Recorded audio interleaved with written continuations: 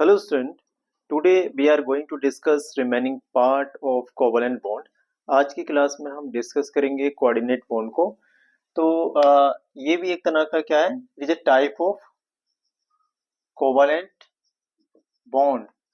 इसे हम dative bond के नाम से भी जानते हैं। चलिए समझते हैं। इसको एक्सप्लेन करने के लिए मेरे पास ये एक एग्जाम्पल है। मेरे पास यहाँ पे एक ए है और ये बी है। कंडीशन ध्यान रखना, ये भी क्या है, नॉन मेटल है, और ये भी क्या होना चाहिए, must be non metal. Is also known metal, दोनों नॉन मेटल है स्टूडेंट, राइट। अब जरा समझना है आपको यहाँ पे ध्यान से कि इसके पास ऑक्टेट कंप्लीट है, 1 2 3 4 5 6 7 8 इलेक्ट्रॉन्स। इसमें देखेंगे 1 2 3 4 5 6 इलेक्ट्रॉन, यहाँ पे एक पेयर इलेक्ट्रॉन की कमी है। तो जो ये वाला ए है ना, ये अपने एक लोन पेयर इसको ऐसे शेयर करेगा, डोनेट करेगा। ये वाला है इलेक्ट्रॉन डोनर, और ये जो है नॉन मेटल, ये है इलेक्ट्रॉन एक्सेप्टर हो जाएगा ये, राइट।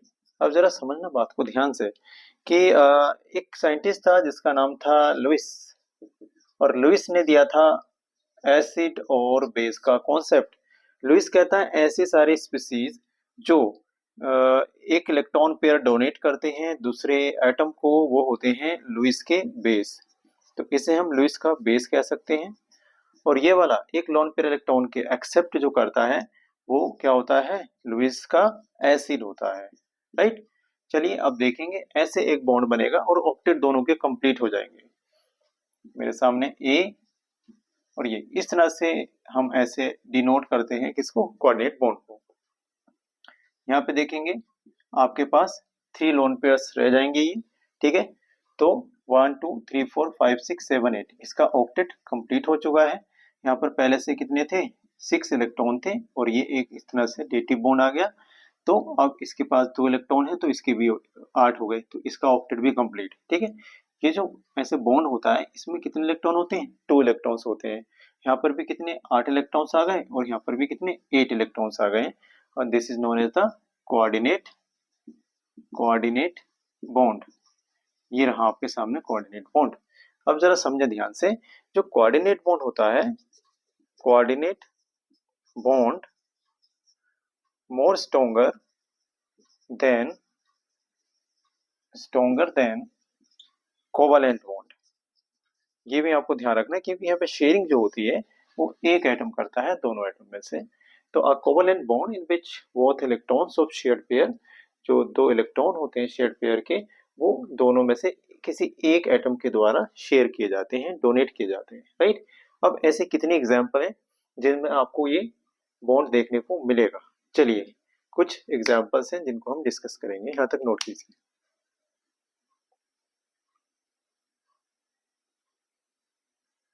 ना स्टूडेंट, कुछ एग्जाम्पल आपके सामने हैं जिनमें डेटिव और कोऑर्डिनेट बॉन्ड एग्जिस्ट करता है।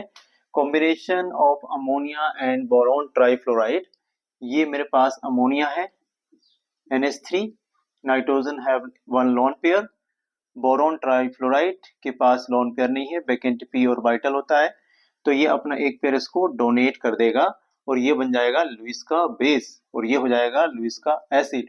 इन दोनों के बीच में आपको देखने को मिलेगा ऐसे कॉम्बिनेशन NH3, और ये डेटिव बॉन्ड आएगा बोरॉन ट्राइफ्लोराइड, सिंपल। नेक्स्ट है हमारे पास फॉर्मेशन ऑफ अमोनियम कटायन। देखो ये बनेगा अमोनिया से, अमोनिया में सेम नाइट्रोजन के पास अ लोन पेयर ऑफ इलेक्ट्रॉन, और यहाँ पे हम यूज करेंगे एक प्रोटॉन हाइड्रोजन पॉजिटिव। ये अपना एक पेयर को डोनेट करेगा। ये लुइस का बेस है और ये लुइस का एसिड है। देखेंगे आपके सामने ऐसा मिलेगा NH3 इस तरह से कॉम्बिनेशन करेगा, और ये हाइड्रोजन के साथ इसको हम ऐसे डिनोट करते हैं, ये अमोनियम कैटायन बन जाएगा। नेक्स्ट हमारे सामने है फॉर्मेशन ऑफ हाइड्रोजन पेरोक्साइड। बहुत सिंपल है, यहाँ पे हम वाटर का एक मॉलिक्यूल यूज करेंगे। इसके पास ऑक्सीजन पे 2 लोन पेयर ऑफ इलेक्ट्रॉन्स होंगे। ऑक्सीजन है, इसके पास 6 इलेक्ट्रॉन, 2 3 4 5 6 इलेक्ट्रॉन। अपना ये एक पेयर इसको ऐसे डोनेट कर देगा।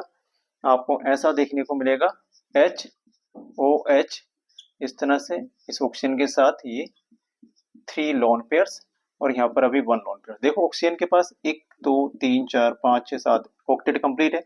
इस ऑक्सीजन के पास 6 और एक ही डेटिव बॉन्ड में, तो ये बना आपका हाइड्रोजन पेरोक्साइड। आप ध्यान रखेंगे ये जो लुईस डॉट स्ट्रक्चर भी ऐसे ही आपने दिखाना होता है। नेक्स्ट आपके सामने फॉर्मेशन ऑफ ओजोन।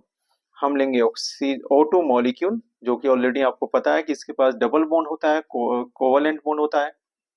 यहाँ पे 2 लोन पेयर ऑक्सीजन लेंगे और इसके पास 1 2 3 4 5 6 अपना एक पेयर ये ऐसे इसको डोनेट कर देगा, राइट। आपको मिलेगा O डबल बॉन्ड O, और इस तरह से ये ऑक्सीजन के पास एक पेयर, 2 पेयर और ये 3 पेयर। देखिए इसका ऑक्टेट भी कंप्लीट है और इसके पास 1 पेयर। ये आपको यहाँ पर लोन पेयर ऐसे ही दिखा देंगे। ये ओजोन का लुईस डॉट स्ट्रक्चर आपको देखने को मिल जाएगा। एक एग्जांपल और है जो कि काफी इंपॉर्टेंट है, उसको हम समझते हैं। यहाँ मैं इसको लिख देता हूँ, ये पहले आप नोट कर लीजिए ऊपर से। हो गया, चलिए बढ़ते हैं आगे। मेरे पास है यहाँ पर एक एग्जाम्पल जिसमें हम बनाएंगे कार्बन मोनोऑक्साइड को, ठीक है। Example number 5। इसमें कार्बन मोनोऑक्साइड का हम फॉर्मेशन करेंगे भाई। देखो इसमें क्या है, पहले आपने देखना है कोवेलेंट बॉन्ड को। कार्बन के पास बैलेंस इलेक्ट्रॉन होते हैं कितने, 4 होते हैं। ऑक्सीजन है, इसके पास होंगे 1 2 3 4 5 6।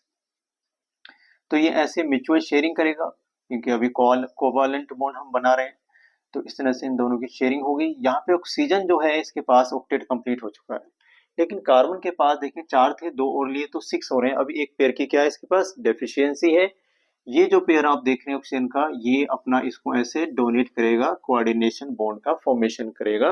आपको ऐसा देखने को मिलेगा, C double bond O, 1 pair यहाँ पे रह जाएगा और एक पेयर यहाँ ऑलरेडी कार्बन पे यहाँ देखने को मिलेगा। आपको कार्बन पे भी लोन पेयर रहता है, इसके केस में ऐसा होता है। और ये अपना एक ऐसे कोऑर्डिनेट बॉन्ड बनाएगा। ये आपको इस तरह से देखने को मिलेगा कार्बन मोनोऑक्साइड में, क्या, कोऑर्डिनेट बॉन्ड। ठीक है स्टूडेंट, तो आज की क्लास में हमने एक स्पेशल टाइप का कोवेलेंट बॉन्ड सीखा, जिसे हम कोऑर्डिनेट बॉन्ड या हम डेटिव बॉन्ड कहते हैं। इसको आप अपनी नोटबुक में नोट कीजिएगा सारे एग्जाम्पल को। मिलते हैं हम नेक्स्ट क्लास में। Thank you.